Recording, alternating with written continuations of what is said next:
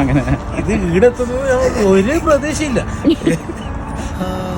ബഷീറിനറിയോ? ബഷീറിന്റെ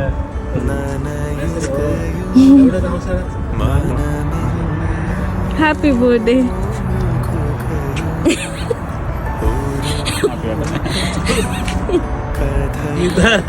ആരാന്നറിയോ?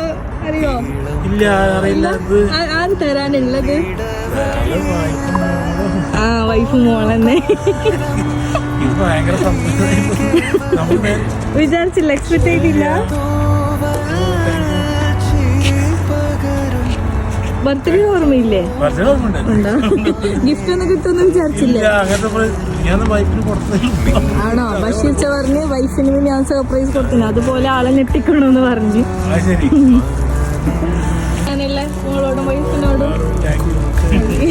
ഞാനും മോളൊക്കെ വൈഫിന് ഇത് കൊടുത്തതേ ഉള്ളൂ.